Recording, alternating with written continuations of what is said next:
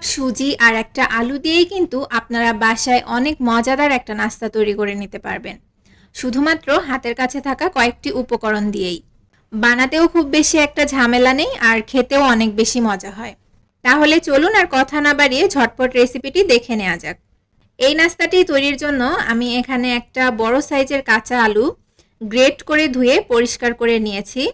এরপর এতে দিয়ে দিচ্ছি একটা ছোট সাইজের গাজর কুচি, সেই সাথে দিচ্ছি 1 টেবিল চামচ পেঁয়াজ পাতা কুচি, তবে এটা পুরোপুরি অপশনাল। সেই সাথে দিচ্ছি একটা মাঝারি সাইজের পেঁয়াজ এবং 4-5টা কাঁচামরিচ কুচি, পরিমাণ মতো ধনেপাতা কুচি, হাফ চা চামচ লবণ, হাফ চা চামচ জিরা গুঁড়া, হাফ চামচের একটু কম গরম মশলার গুঁড়া, হাফ চা চামচ মরিচ গুঁড়া, হাফ চা চামচ হলুদ গুঁড়া, 1 চা চামচ আদা রসুন বাটা, আরও দিচ্ছি হাফ কাপ সুজি, 2 টেবিল চামচ ময়দা আর সবশেষে দিয়ে দিচ্ছি একটা ডিম। এখন এই সব কিছুকে খুব ভালোভাবে মেখে নিব। এখানে কিন্তু আমি এক্সট্রা করে কোনো পানি ব্যবহার করব না, শুধুমাত্র ডিম দিয়েই মেখে নিব। তবে আপনাদের এই মিশ্রণটা যদি ঠিকমতো না হয়, বেশি ঝুরঝুরে বা শক্ত থাকে, তাহলে চাইলে সামান্য পরিমাণ পানি ব্যবহার করতে পারেন। তবে আমি যে মেজারমেন্টটা বলেছি সেই মেজারমেন্টটা ফলো করলে আশা করছি কোনো প্রকার পানির প্রয়োজন পড়বে না। মেখে নেওয়া হয়ে গেছে, এখন এগুলোকে ভেজে নিব। প্যানে আগেই তেল গরম করতে দিয়েছিলাম। তেল কিছুটা গরম হয়ে গেলে আমি অল্প অল্প করে মিশ্রণ নিয়ে তেলে ছেড়ে দিচ্ছি।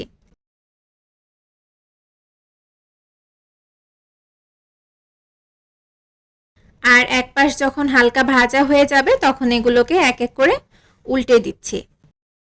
নাস্তাগুলো যাতে করে অনেক বেশি ক্রিস্পি হয় সেজন্য মাঝারি আঁচে একটু সময় নিয়ে নাস্তাগুলোকে ভেজে নিতে হবে।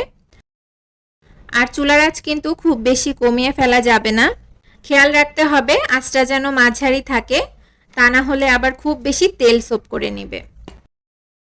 ভাজতে ভাজতে যখন খুব সুন্দর একটা গোল্ডেন কালার চলে আসবে তখন নাস্তাগুলো তেল ঝরিয়ে তুলে নিচ্ছি। আর এখন এই নাস্তাগুলো আপনারা গরম গরম যে কোনো সসের সাথে পরিবেশন করতে পারবেন। আর সত্যি বলছি, এটা খেতে কিন্তু অনেক মজা হয়। বাচ্চারা যেহেতু একটু ভিন্ন টাইপের খাবারগুলো পছন্দ করে আর সবজি খেতে পছন্দ করে না, আপনারা কিন্তু চাইলে এর মধ্যে বিভিন্ন ধরনের সবজিও ব্যবহার করতে পারেন, এতে করে টেস্ট আরও বেশি ভালো আসবে।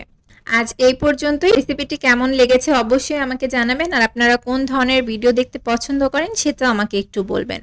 ভিডিওটি যদি ভালো লাগে তাহলে প্লিজ আমার ছোট্ট এই চ্যানেলটি সাবস্ক্রাইব করে দিবেন, সেই সাথে ঘরের খাবার খাওয়ার চেষ্টা করবেন।